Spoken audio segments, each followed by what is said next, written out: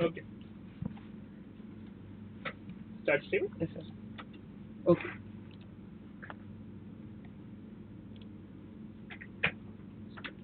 The delay will be there. Okay. Hello everyone, this is the live session for the course of Drug Delivery Engineering and Principles.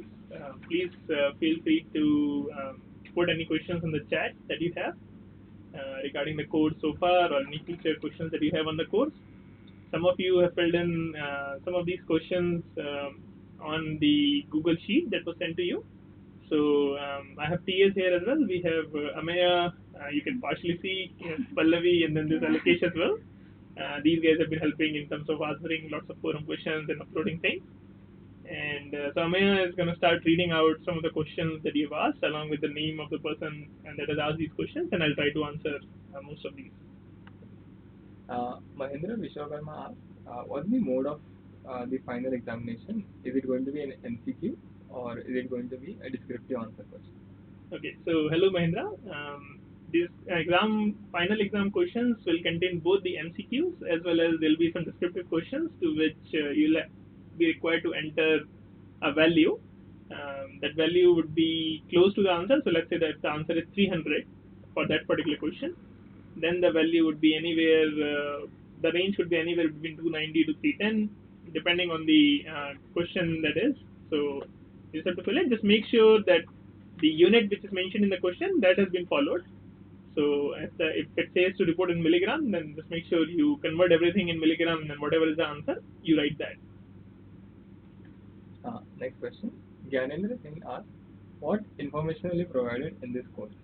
So the information actually provided in this course, as was listed in the first class, is basically the whole drug delivery general overview. Obviously, not everything will be covered. There might be some topics that may not be covered, but we'll try to cover most of the topics. So I'll just list you what all we are covering. So in the module 1, which was the first week, we were talking about pharmacokinetics and polymers. So in that, we were introducing drug delivery concepts and pharmacokinetics, partition coefficient, what is first pass metabolism, bioavailability of the drug, VD, which is the volume of distribution. And then further, we will continue with the elimination, drug half-life, therapeutic index, talk about some prodrugs as well, which are actually occupying 10% of the market. And then we'll look into polymers, why are they used, how we will characterize certain polymer, what are their properties, so synthesis, all of that will be covered. Then the module 2, which is the week 2 and is already up on the syllabus and on the forum, will cover biomedical polymers and sustained drug delivery. These will include biomedical polymers, biodegradable polymers, polymer drug conjugates. So this is one of the strategy to enhance the pharmacokinetics of any drug. And we'll discuss a lot of research papers as we go along in the course. So that is one of the way to teach you how you can apply some of these concepts that you are learning here, and how other people have applied these concepts in their research papers. And so we'll talk about pegylation quite a lot, some pros and cons with pegylation. And then we'll look into reservoir type systems, so how to get pumps and other things. And we'll then continue further with osmotic pumps, diffusion control systems, and there'll be lots of examples of how you will compute different diffusion kinetics from different setups. We'll talk about hydrogels. Hydrogel itself is quite a big topic, so that will be distributed among 4 or 5 classes, and that will cover both physically cross-linked hydrogels, chemically cross-linked hydrogels, in situ cross-linking hydrogels, and then we'll go into nano and microparticles, which is quite a lot of buzzword these days. So looking into both micro and nano, when do you use which, how would you synthesize these, how would you load drugs in them, so all those topics. And then we'll then go into tissue engineering. So for tissue engineering, we'll first cover some protein adsorption concepts that are essential for that, and then go into what are tissue engineering, different aspects of that that are currently being used in clinics and research, and look into all different kinds of tissue engineering, bone tissue engineering, liver tissue engineering, growth factor delivery, so things like that. And then we'll go into route-specific deliveries. Of course, you've designed a system, you have a drug that you think is going to work very well with you. but how would you then go about delivering it? What route will you choose? Whether you should use oral route or you should do surgery. If you do surgery, where exactly you should do surgery? So we'll then discuss several routes that are available and used clinically, such as oral, IV, subcutaneous, intramuscular. So all of that pros and cons will be given for that. Inhalation, another major route that we'll cover. And towards the end, in the last 3-4 modules, we'll look into the immune system and inflammation. So obviously these materials are foreign, so our body can generate a response against this. And so how do we minimize that for certain applications? For certain applications, such as vaccine, we may want to maximize that. So going into concepts of that, just a little bit of immune introduction, and mostly that immune introduction is going to be focused on materials. We'll talk about vaccines and immunoacylated cell therapy and gene therapy, including cancer vaccines. And then finally, we'll end the course with responsive drug delivery systems. And once you've designed a system, how do you translate that to clinic? So a little bit of introduction and the process that one has to go through if they want to finally deliver this into the patients.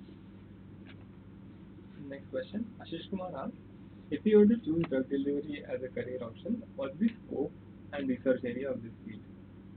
So thanks, Ashish. Typically, you would. This is a very upcoming field, and there's a lot of scope in terms of growth of this field. So if you are an undergraduate researcher, you have a lot of scope to either join as a master's or a PhD somewhere. Unfortunately, in India especially, the industries are not as advanced in terms of doing research on this. However, they are picking up at quite a lot of steam, especially pharma companies. So you can definitely try to look into getting into those if you can get through them. Otherwise, research is or PhD is one of the best options. After PhD, you have options as going to postdoc, getting to faculty positions, and then also be able to do the go to the industry at that point. Okay. Oh.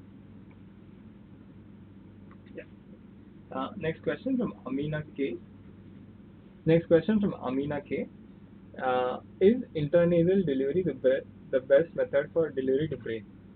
Okay, so that's a good question. However, we haven't covered this in our course at all. So yes and no. So intranasal delivery is one of the most suitable way for delivery to brain. However, it has certain limitations. First limitation is, of course, that it has to be a low dose. The way we inhale things, we can't inhale a whole lot of quantity. And then the second limitation there is that the drug has to be quite small because it will have to diffuse through a layer of epithelial cells for it to reach the brain. So large molecules cannot be delivered through intranasal route. That's actually a problem in general for brain delivery. So even if you go IV route, there's a blood-brain barrier that prevents any kind of extra material depositing in the brain, and that's just an evolutionary mechanism because brain is such an important organ in our body that we don't want anything toxic to reach brain. So it is quite challenging to do a brain delivery. Again, intranasal, as you just pointed out, is one of the best ways, but it still has limitations. There's lots of research going on this. People are trying permeation enhancers to break that blood-brain barrier transiently and be able to deliver things. People have tried putting some receptors that may only be present on endothelial cells to be able to actively transport. But again, most of these things work with small molecules. Large molecule delivery to the brain is quite restricted. However, there are some approaches where people try to do direct intracranial injections into the brain. Obviously, then you can deliver quite a lot of quantities as well as quite a large molecules. The problem is it has issues in terms of safety because you don't want to destroy any precious nerve cells that we have there. Next question, Mahendra Vishwakarma asks, can you please elaborate on the exam registration? Yes, so the registration was actually down for last 2-3 days. I think it's up now. So if you go back to that link that you were not able to register through, it should be up now. So you can register through that. Okay. There are a few questions that we found on the question forum that we would like to answer over here. So the first question is, polyethylene glycol is known to cause toxicity and results in generation of certain immunoglobulins. Why is it still very popular in research? Yeah, so that's a good question. So this PEG toxicity, or in this particular case, antigenicity that you are referring to, that body can generate antibodies against PEG, is fairly a recent phenomena. For the last about before 10 years ago, these were never reported. Only recently, in the last 5 6 years, this has picked up steam, and more reports are coming out of people reporting antibodies against PEG after repeated use. And not only that, they have even found antibodies in people that have never been administered these therapeutics which contains PEG. And one of the major reasons for that is that PEG is used quite a lot in cosmetic industries. And so people may have applied some creams or eye drops that were present, but you were exposed to PEG at that point. You never received a PEG-based drug, but then when the PEG is injected, those antibodies are ready to clear it. The reason why it's still heavily used is because there's really not much alternative in clinics right now. So if you look at most of the polymer drug conjugates that have been approved, and some of the list is actually in the slides, you'll find that pretty much everything except maybe one or two products contain PEG. So there's a long history behind it. Obviously, the PEG antibodies are being reported, but still the incidence is only few percentage of people. Most percentage still don't report any antibodies. So that's one reason. And of course, research has picked up in this area. We have discussed the paper on that in the course as well. And there are several people working on it. So as soon as I'm sure more and more people will find better polymers, the PEG may slowly phase out or may become niche to a certain class of people which may not generate antibodies against those. Next question. Let's say that we load drugs in nanoparticle based formulation. Why is it that majorly we desire it to be a zero order release kinetics or other release kinetics? Yeah, so the question is, why do we want zero order versus other kinetics? And really the answer to that is it depends on the application. In most scenarios, you'll find that, especially in a clinical setting, it's easy for doctors to be able to say, after let's say they implant a reservoir or they give a nanoparticle injection, if they know it's a zero order and they know at what rate it's coming out, since it's constant, being a zero order, the doctors know how much drug is released in one day, how much drug is released in 2 days. So let's say if the patient comes back with some toxicity or some subtherapeutic indications, the doctor can then adjust their dose on the basis of that. So let's say if they're required to deliver 5 milligram per hour and the patient is still showing some signs of weakness or some disease symptoms, the doctor can supplement that further. Because of course all of us are different. We all have different weights, we all have different metabolism, we all have different genetics. So even though you can do several tests in vitro and figure out what is the rate kinetics, once you implant it, it's always going to be slightly variable. And so that's why zero order is preferred, because it gives the doctors easy indication as to how much they should supplement or how much they should give any other drug to prevent side effects, which is not the case in the first order, because first order or higher orders, because once they have injected that, it's extremely difficult for the doctor to be able to know what is the rate of drug release at that point of time, 2 3 days or whatever time it is that the patient has reported back again.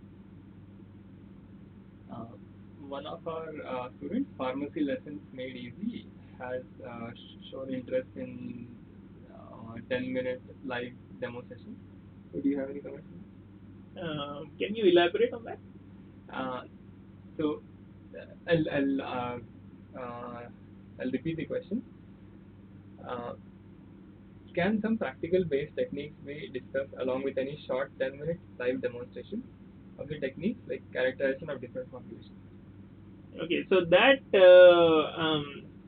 a good question. Let me check with the NPTEL office, and maybe in the next live session that we'll have, and that will be in the next 20-25 days, maybe we can think about doing some demonstrations at the end of our live session.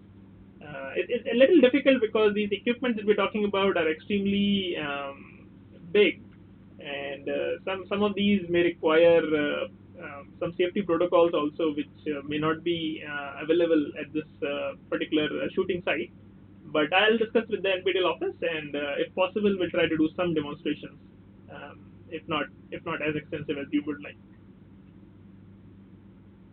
Any other questions? Okay. Do you guys have any questions from the forum? Yes, maybe Yes. we can. So, so there was some confusion regarding the grading. Yeah. There was some confusion regarding the grading scheme, which is that since we have allowed multiple selections in each question, the marks that students are getting are a bit odd. Like, let's say if there are two correct answers, one and the student has ticked one correct and one incorrect, they are getting 0. So I guess that is something that we should clarify. Okay. Mm. So yeah, so as you would have already noticed through the assignments, the questions, especially the multiple choice questions, have multiple correct answers. So there can be one correct, two correct, three correct, multiple correct. So in that case, the way the grading is, if the question is, let's say, of 2 points and there are two correct answers, so if you take only one correct answer and nothing else, you'll get 1 point. If you take both correct answers, you'll get 2 points. But if you end up taking one correct and one incorrect, you'll get no points. So basically, if you're taking anything incorrect, you'll get 0 points. If you only take the correct ones but not all of them, you'll get proportional amount of marks. Okay, thank you for the clarification.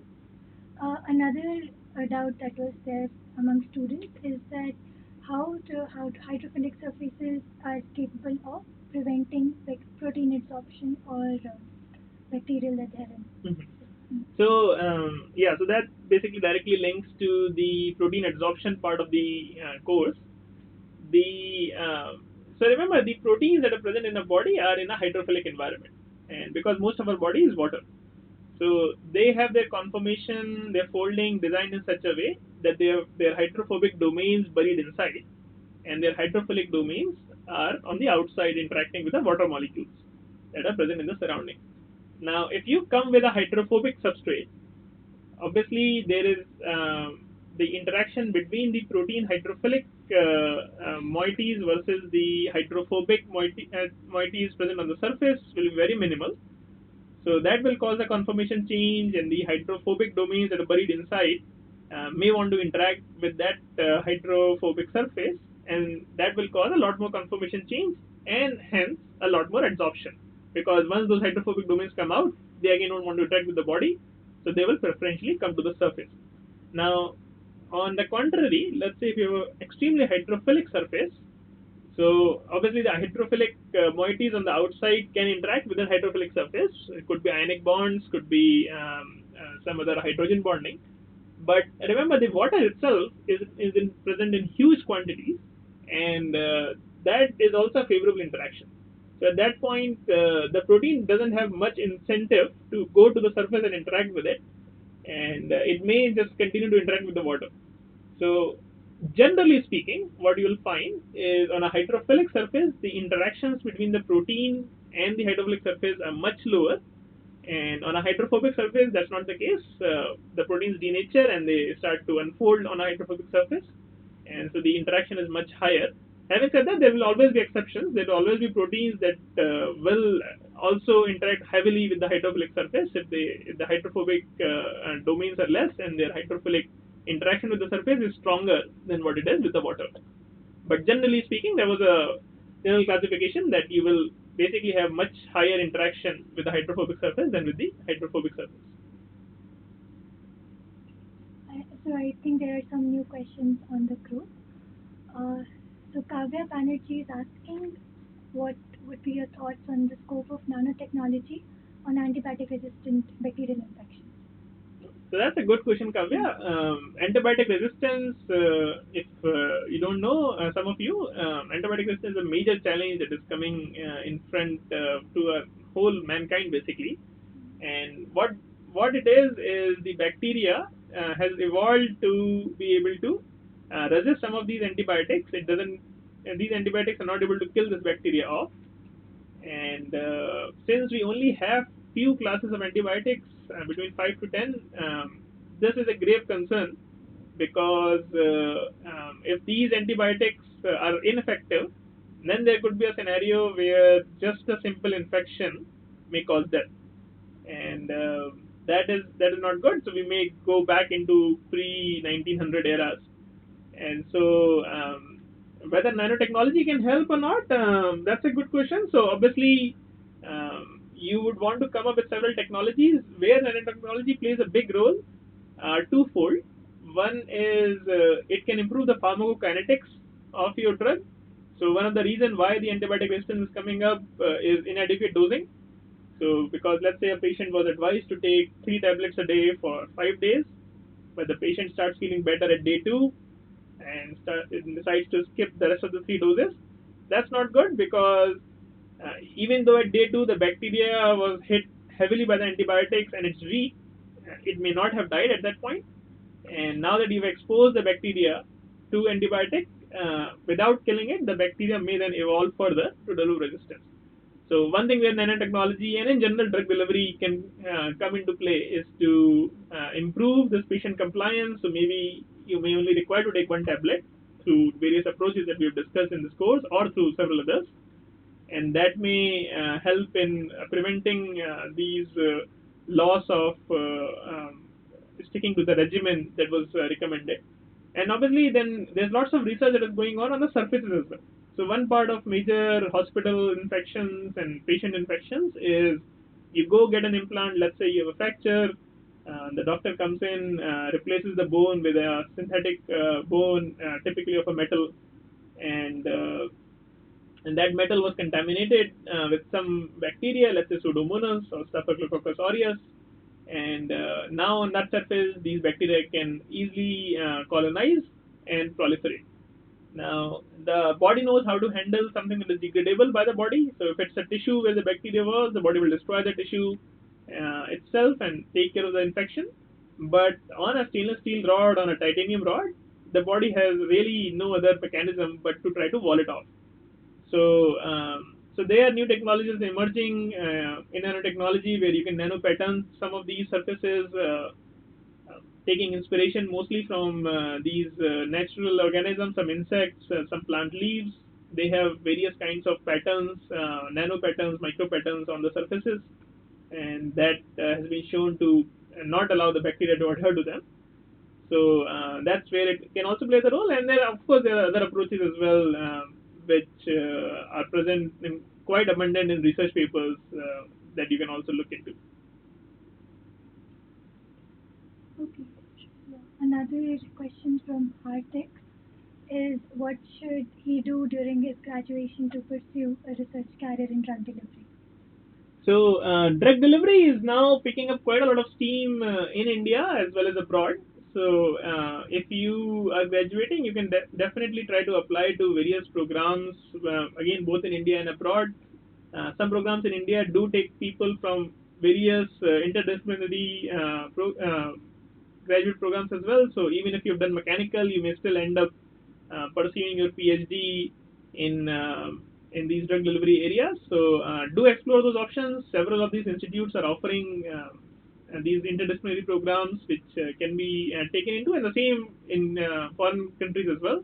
I myself went to US and studied there, even though my graduation was similar to biotechnology. But even then, I switched a little bit of field and went into bioengineering, more from the bacterial systems to mammalian systems. So there are opportunities. You just have to look into it, and even though you may have a background in a completely different field, there are applications in bioengineering for all different fields, including drug delivery.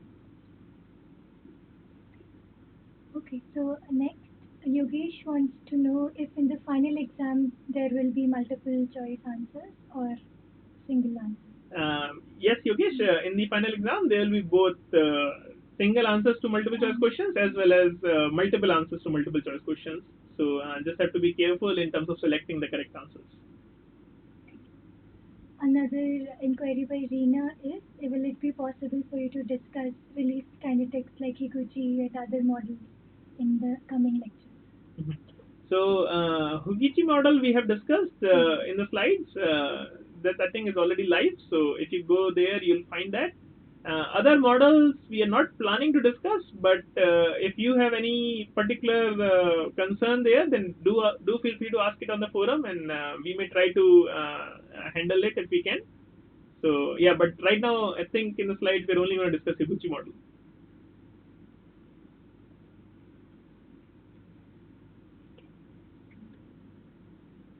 Yeah, this is something that is there among the students, that in case of multiple answers, there is a lot more confusion regarding the questions.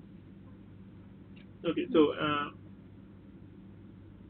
okay. So maybe we should ask them to stick to whatever is taught in the lecture. Yeah. So I mean, obviously, the way these lectures are designed in such a way to give you general concepts. The thing with the biology and bioengineering is there are so many research areas and so many people working on it, and still quite a lot of it is not understood, that we still find exceptions to these general rules. So I would recommend you to when you try to answer the question, look at it from a more general perspective rather than an exception perspective, and maybe stick a little more to the what was taught in general concepts in the course, both in the slides and in the lectures, and that way at least some of the confusion can be done away with. And we'll also look at the assignments that we're uploading to make sure that they are watertight and such confusion may not exist. So thanks for bringing it up. Yeah, another question from Yogesh is that how can we overcome the toxicity issues that is associated with these nanocarriers? Yes, so that's a good question as well, Yogesh. We'll talk about some of the toxicity and translational things during our last module. But these nanocarriers, obviously now you decrease the size, so they are there's a lot more surface area. There's a lot more reaction sites that are present on a surface area. So they are much more reactive than something which might have been in a bulk. So the ways you can address some of these toxicity issues is by using extremely compatible materials. Maybe if you're finding that a certain material in a nanoscale is giving you toxicity, you would have to then try to look into some other material, some more compatible material, whether that's natural or synthetic, that you would have to choose. There's a whole library that you can look into. You'll also have to look into the route of administration. So maybe the nanocarrier might be toxic by a certain route and not toxic in other routes. So some of these things you'll have to look into. You'll have to see whether they're clumping. If they're clumping, you can't give it through IV because they may clog the vessel. So there are several issues there, and the best way to go about it is to do some in vitro assays in various body fluids. Let's say saliva if you're looking at orally, mucus if you're looking through inhalation or any kind of mucosal route, using blood and serum if you're looking for IV or even other routes as well. So and then obviously small animal models are used quite a lot to be able to give you some idea of how this is going to work in human. Of course, mouse are different from humans, so it's not necessary that everything you'll get from the mouse system is going to translate to a human system. But then that can still eliminate some of the major issues there. And of course, then the clinical trials are the last step, and then we'll talk about that I think towards the end of this course. So you'll hear more from it then.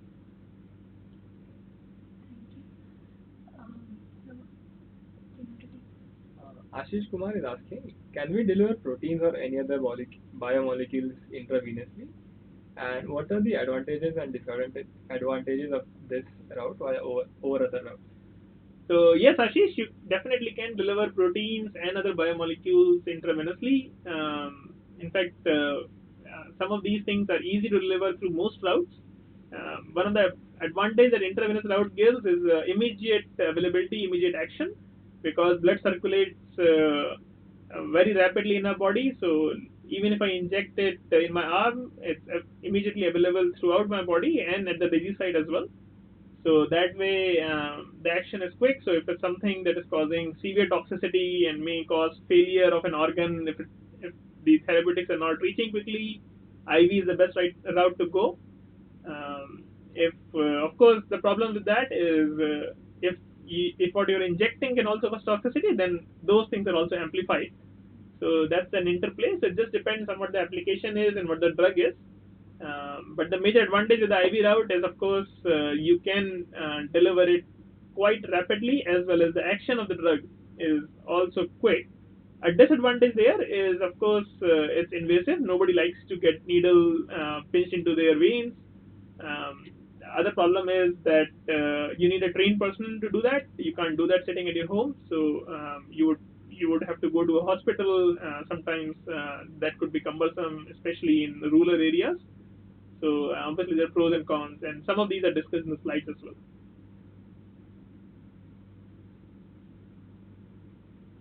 Hardik Garg is asking, what is the scope of nanotechnology in administering protein drugs like insulin orally?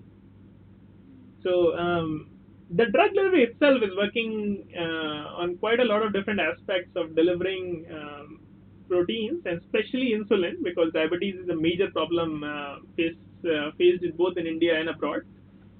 Both in type 2, which is quite prevalent in India, and type 1, which is quite prevalent in Western countries. So nanotechnology, I'm not aware of much that is being used orally, but materials for sure. I mean, these enteric coatings we've talked about. We've talked about these ionic liquids. Some of these aspects have been used quite heavily for oral delivery of proteins like insulin. And materials can play a big role. You can increase the size using polymer drug conjugates that will cause a lot more retention in the body, improve pharmacokinetics, and then obviously these enteric coatings can prevent degradation as well. So those are obviously there. Nanotechnology can also be used in oral route. I mean, if you are making a small nano tablet of this thing coated with the enteric polymers, you can still use it, but mostly when we talk about oral route, nanotechnology is not as prevalently used as some other approaches. Next question from Pharmacy Lessons Made Easy. Can you please explain the term oxygen plasma? So oxygen plasma just refers to these ions of oxygen that are bombarded in a plasma fashion. These are facilitated by lots of instruments. Some of these are used in lithography-based instruments for building up your semiconductor industries, like display panels in TV or hard disk, computers, computer chips, and all. And what it's basically referring to is these oxygen molecules have been charged, and they have been bombarded at a very high speed on a surface. So that makes them very reactive to the surface. And what that will eventually do is it will cause a reaction on the surface. So let's say if it's a metal, you may have a thick oxide layer that may form because that metal will react with the oxygen to form oxides. Similarly, if you have polymers, that they may get oxidized, they may produce a lot of OH moieties on them, COH moieties on them. So that's what the oxygen plasma is used typically, and especially what we've discussed in this course. Oxygen plasma was mostly referring as a technique to make it more hydrophilic, and that is simply because you're oxidizing a surface, you're adding oxygen, which is quite electronegative.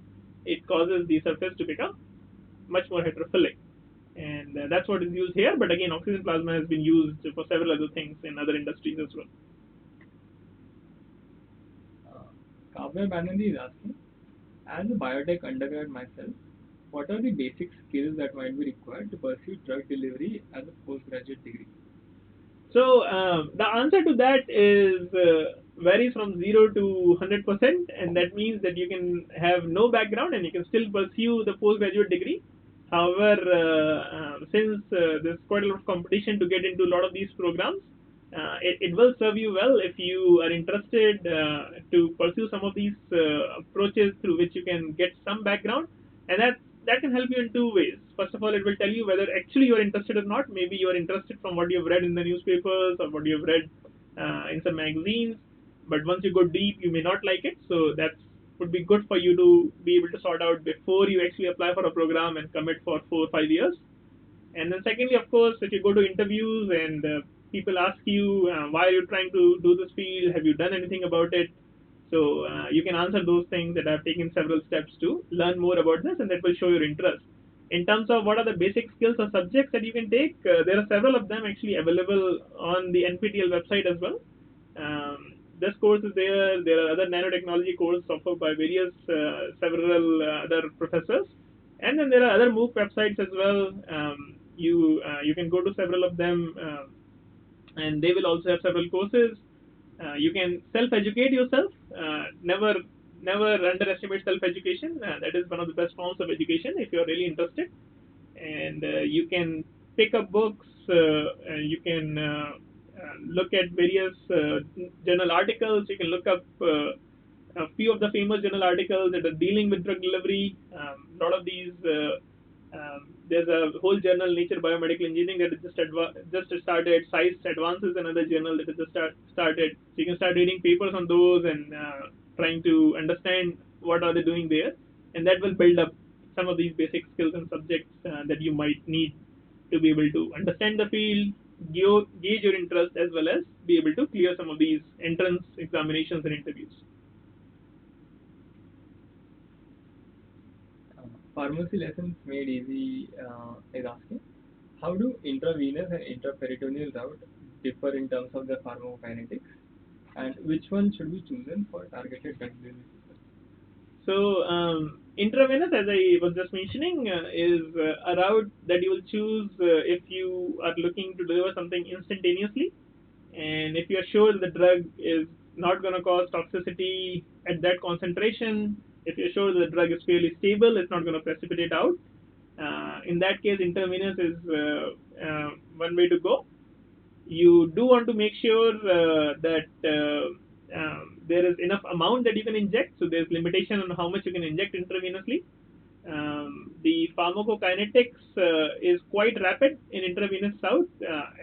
Everything is immediately bioavailable, 100% bioavailability. Whereas intraperitoneal route is a little slower depending on the size of the molecule. If you have small drugs, they will absorb very quickly and they will become 100% bioavailable very quickly. Whereas if the molecule is large, it will have some diffusion limitations and it will be a little slow. Intraperitoneal route also allows you to inject a lot more amount than you could in intravenous route, and the conditions are a little less stringent.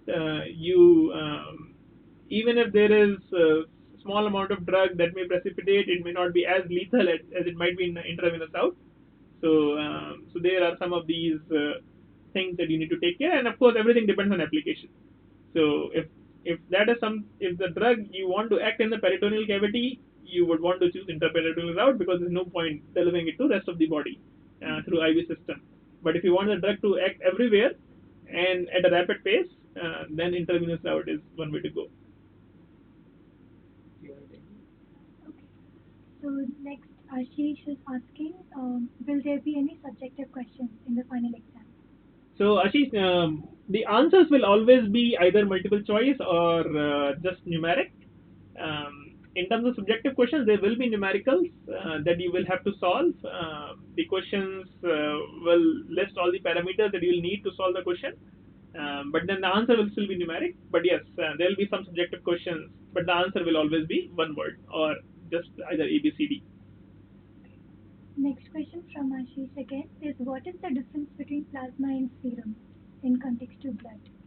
So blood basically contains several components.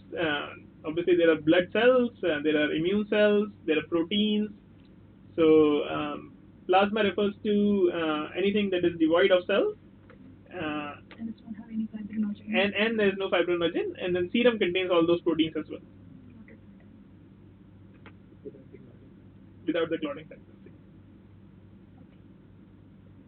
The next question from Densi is, what is the criteria to appear in the exam, and how much should she be able to score in order to get a certificate? So I am actually not sure of what is the score for the certificate. I'm sure if you go to the NPTEL website or if you email the tech support at the NPTEL, they'll be able to answer that. And in terms of the criteria to appear at the exam, everybody can appear for the exam as long as they are taking the scores and doing the assignments. Assignment also carries some weightage as well in the final score. So everybody can register for the exam and give these exams as long as they are going through this course. Okay. So next, Hardik is actually interested in applying for an internship under your guidance. Yeah, so this is an open platform. I'll please request you guys to please not have any personal queries like that. But again, if you are interested, please feel free to email me. Okay. So doesn't look like that there are any more questions. We can go back to discussing what was there. unanswered in the discussion forum. So there was a question regarding cell hitchhiking, in which people have doubts that how does the particle not get internalized by the cell on which it is hitchhiked.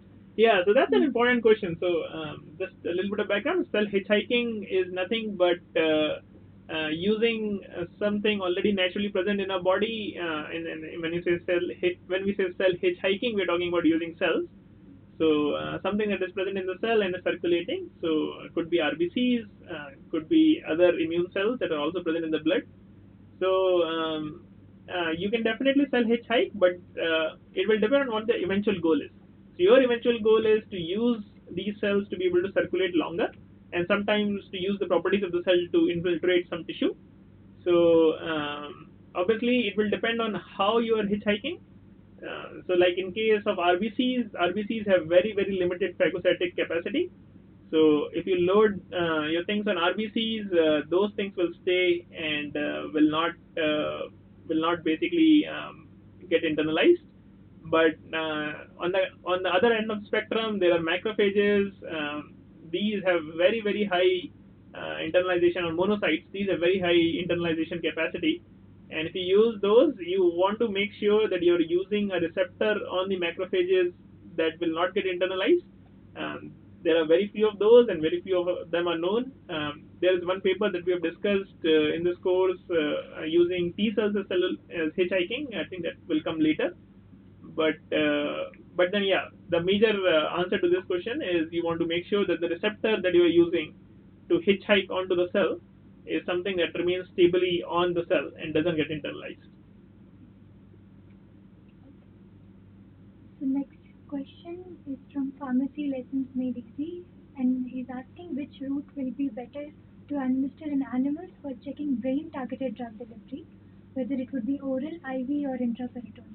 Yeah, so this is something that we just discussed. If you are looking for brain targeting, it's not a lot is known as to how to increase the efficiency of targeting in the brain.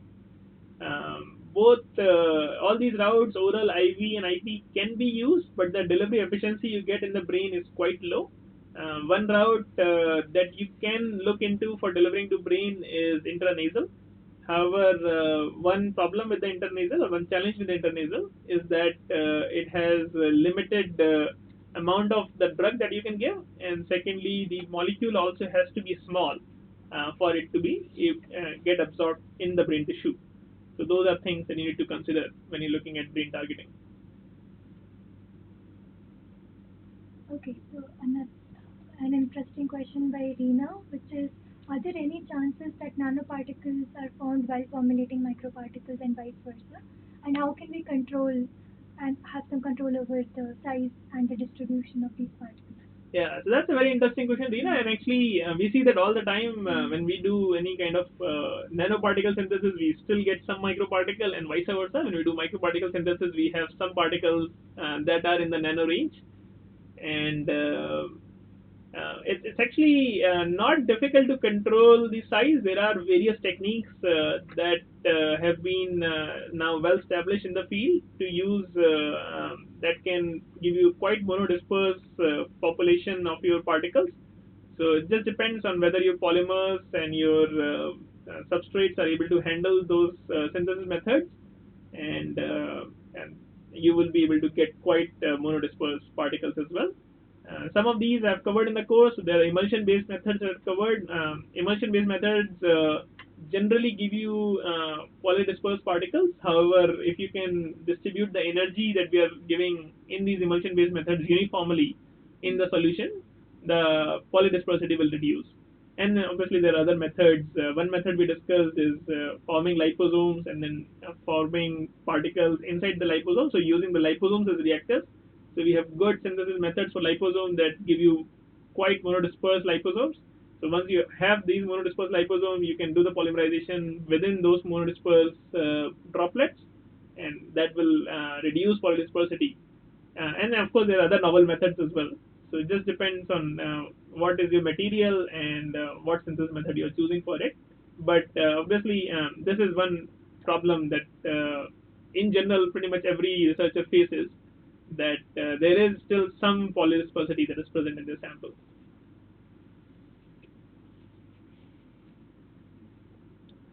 Tubai Chaudhary has a question.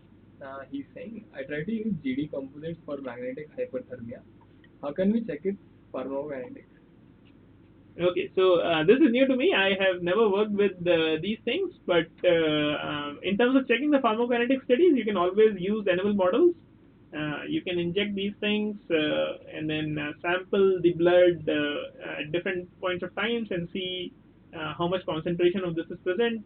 Maybe you can use an absorbance or an HPLC based method to detect your composites, or there might be some fluorescence based methods, but you can always use these, inject through whatever route you want to test out your pharmacokinetics, and then sample in the blood to see what is the serum concentration over time. Okay. So till new questions come up, we can discuss the rest of the questions. So there were a few doubts regarding the partition coefficient. So how do we measure it? Is there a particular range in which it should be for particular applications? All those kind of queries, if you could. Okay, so partition coefficient is nothing but the tendency of drug to either localize in a hydrophilic or a hydrophobic component. So one easy way to test partition coefficient of a molecule is to mix it in a solution in a tube that contains both the water and an oil phase, and mix it vigorously. Let the phase separate out, the oil will separate out, the water will separate out, and then you measure the concentration in the two phases, and that ratio of the concentration in the two phases will give you the partition coefficient. In terms of actually using that value to determine whether you can use the drug or not is slightly tricky, and that depends on the application. So if you have, let's say, low partition coefficient suggesting that it's a hydrophilic drug, you can always try to use it in blood or in an environment which is aqueous. Having said that, there are several drugs which have very high partition coefficient but are very effective against a particular disease or against a particular pathogen. And so some of that you can still use. You just have to make sure you choose a correct delivery vehicle and you choose a correct delivery route so that it doesn't cause any toxicity, it doesn't precipitate out, doesn't clog your vessels, and things like that. Okay, so some questions have come up. So Hardik is asking, how can this NPTEL certificate help us in our career apart from gaining knowledge? So, Hardik, obviously, knowledge is quite important, and getting the knowledge is important as well. Apart from that, NPTEL certificate, you can always use it in your CV. Again, going back to one of the previous questions, let's say if you want to switch fields, if you are currently, for an example, let's say in civil, and you are interested in bio applications, you can take these courses, build up your knowledge on these subjects, so that if you do decide to go for higher degree in a different field, you have a better idea as to what is required there, whether you are interested in that, and then secondly, you may have a better chance of getting into those programs, knowing that you have this background. People might be more inclined for that, and in general, you can always use this to apply in your own life as well. You may be able to understand much better the concepts for different things that you see. You may be able to now understand why the doctors prescribe 5 days of treatment for certain things and one injection for certain things. So it's just also helpful in that regard. Okay, so next question, although it's more of a comment, Reena is saying that cellulose shrinks after the formulation, so it will be difficult to control the size. I see. Yeah, so in that case, you just need to either see if you can work with any other material rather than cellulose if you don't want the shrinking to happen, if you want absolute control over your size, or if you know that the shrinking is a certain percentage, you can always try to target a larger size and let it shrink to the size that you need. Obviously, it's a slightly more challenging, but hopefully you can use some of these concepts to be able to help you. Okay, so another question by Ashish. He is asking, in case of rectal administration, whether first pass effect is there or not, and what are the advantages of using this route? So rectal administration actually bypasses the first pass metabolism. It's only applicable if you take things, the things that are getting absorbed through the intestine or the stomach. If you do it through the mouth or through the rectum route, the first pass metabolism is gone, and so that is one of the major pros. Generally, it's not used as often in the field because it's not as patient compliant. It's quite invasive. Having said that, it's used in babies quite a lot, and the reasons for that is first of all, if it needs quick administration, the parents themselves can do it. They don't have to go to the hospitals, and even if they can reach the hospitals for very small babies, it's very difficult even for the trained professionals to find the blood vessels, and so at that point, rectum is an easy route for them to go with. Okay. So another question is sometimes when using the zeta sizer machine, the hydrodynamic size gives variation in the result. So what can we do to overcome such challenges? Yeah, so that's a good question, and we observe this all the time as well. And one way to go about it is to make sure that you are using dilute solutions, not concentrated solutions. So data sizer in general is used with dilute solutions.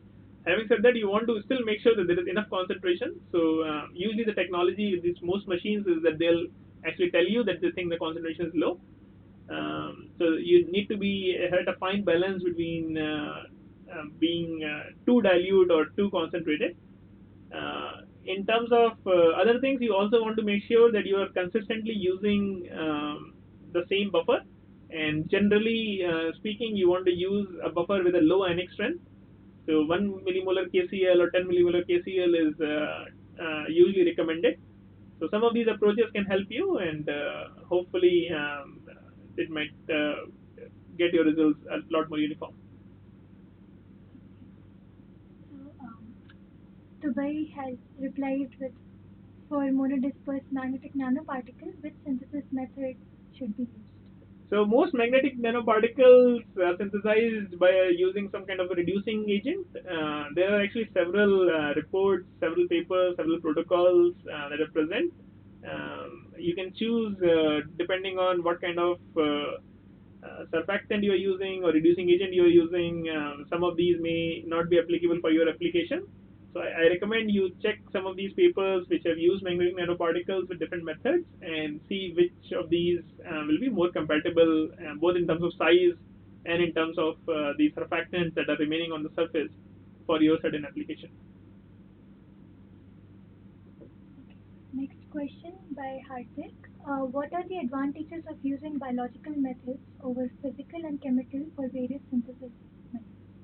So one major advantage of using biological methods for synthesis is most biological methods are extremely controlled. Uh, so take an example of protein synthesis. So you get extremely monodisperse polymer when you use when the biology is synthesizing protein. If it's 12 kDa, it is 12 kDa. There is no polydispersity there. Unlike these physical and chemical methods that we have, most of them are not as controlled. So that's one advantage, of course. And then the second advantage here is that once, obviously, initially you may require a lot more input in terms of getting the system set up. But once you have set it up, you have limitless source just with the glucose and a little bit of media to be able to get your products. Okay, so Ashish is asking when there will be a live session next time, because I guess we're nearing the Yes, end of our yes. So so we apologize. We have slightly delayed this live session. This should have been done about 10 days ago. So next live session we'll plan in next within 20-25 days, so that we have that towards the end of or early October. So first week of October most likely. Okay, Purnima has a question that for a skin disease, whether we should take an external application or topical application, or an oral medicine is more effective. Yeah, that's a good question, and answer to that is again dependent on the type of the disease. For most diseases, topical application for skin would suffice, but sometimes some certain application may require you to use systemic administration. An example I can give you is a fungal infection. So obviously you can apply topically your cream, and that cream may kill off whatever is present on the surface. But sometimes these fungal spores, these fungal micelles can penetrate deep inside, and one of the ways to tackle that is to make sure that the new skin that is forming has this drug, so it will eliminate from the bottom up. So again, it depends on the application that you are using. But yes, if something that can be applied topically and be able to cure the disease, then topical is the way to go, because you're not exposing rest of your body to that reagent. It may cause toxicity in different areas of the body. So yes. Okay. I think we have time for one more discussion, which is, so one question was that what determines that amphiphilic molecules will form liposomes or micelles? Okay, so that's a good question. So depending on how much is the amphiphilicity, this will be determined. So if you have extremely hydrophobic tails, they and as well as small tails, they will tend to form liposomes. If the hydrophobicity is not as high, they may still be okay with a little bit of water interaction, and in those cases, micelles will be formed. Okay. And I think we can end the session with our discussion on proton sponge effect, since there were a lot of doubts regarding that. Okay. Okay. So in the interest of time, let's make this as the last question. So let's look at the proton sponge effect. So what proton sponge effect is realizing on is the fact that when we phagocytose or endocytose an object, in this case particles, nano or micro, these end up in endosomes or phagosomes, which in a normal cell mechanism will go into the lysosomes. And the way they do that is they continue to acidify as they move further into the cell, and that causes them to finally reduce the pH, and finally then merge with the lysosome, which will further reduce the pH to down to 4. But obviously, most of the drugs that we're trying to deliver, we would not want them to experience such harsh environment, which is low pH and lots of degradative enzymes that are present in these lysosomes. So we want to come up with a strategy that can cause them to escape that route. And so let's say even if they are taken up by endosomes, somehow they can come out of those endosomes before the pH is becoming too low. Now, this inspiration of the proton sponge effect is actually from viruses. People observed some of the viruses and how they're escaping. And what they found is if the coat protein of the virus, or in our particular drug delivery case, if the material itself can absorb a lot of protons.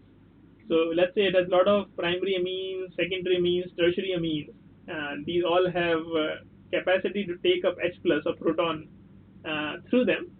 So if that is the case, then this acidification of the endosome will reduce, because whatever protons are coming in, they are actually not reducing the pH, they are getting absorbed by your material itself.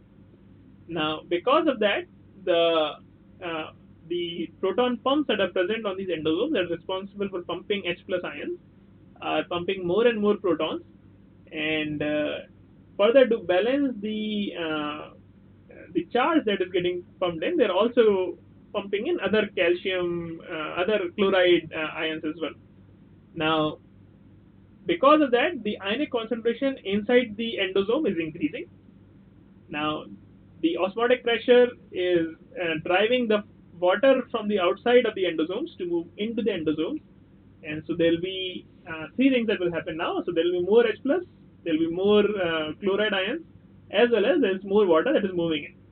Now, the membrane of the endosomes is limited.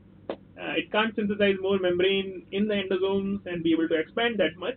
So once its expansion capacity reaches its maxima, at that point the endosomes just burst.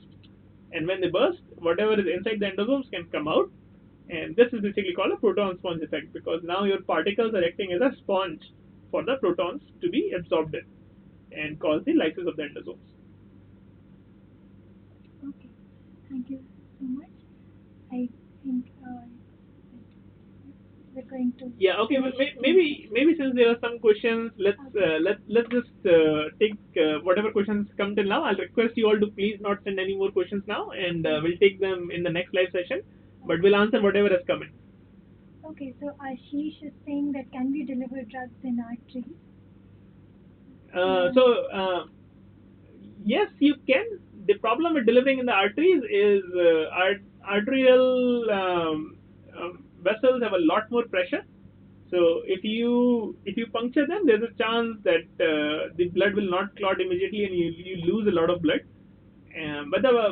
But the veins are also a good target because the blood circulates quite rapidly in our body. So even if you inject them in the veins, you will be able to get them to circulate in the body. The other advantage with the veins is the veins are going all to the heart, and because they're going to the heart, they have a lot more rapid distribution, because arteries may be going to some tissue and then they'll go back to the heart. So it's more rapid as well as safer for the patient to use veins. Okay, and the last question from Dubai is that for product formulation of any drug, what is the key challenges?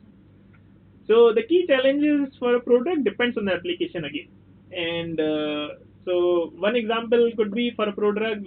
Let's say if I'm giving something orally, I would want that drug to be absorbed through my intestine. Now, if the drug is extremely hydrophilic, it may not be able to cross that barrier. So at that point, maybe I want to put some little hydrophobic moiety with a degradable bond that can allow my absorption through my oral route to increase. But once it goes to the liver, as for the first pass metabolism, the liver has lots of enzymes, and maybe some of those enzymes can degrade this bond, release the drug molecule, and then the drug molecule is available in the system to do whatever it was designed to do. So that's just one example. So again, the requirements and challenges for product formulation depends on what is the application that you're looking at. Sometimes it could also be that a certain drug is not extremely soluble, and you are just trying to increase the solubility of the drug, and so you may want to put some hydrophilic tags at that point. Again, either through a degradable bond, or maybe it's not affecting the toxicity at all. So you can use some of these approaches to do. I think we can take that since we discussed proton sponge effect. So Kavya is asking, won't the low pH as the endosomes burst? Will it affect the cytoplasm of the cell, and how does the cell overcome the low pH? Yeah, so yes, when the endosomes will burst, there will be some amount of low pH that is going to mix with the cytoplasm and might reduce the pH a bit. But in general, the size of the endosome is much smaller compared to the size of the cell, and so the amount of H plus that will be released, which will be significantly low. And not to mention that the pH already in the endosomes was not low. That's why it was bursting.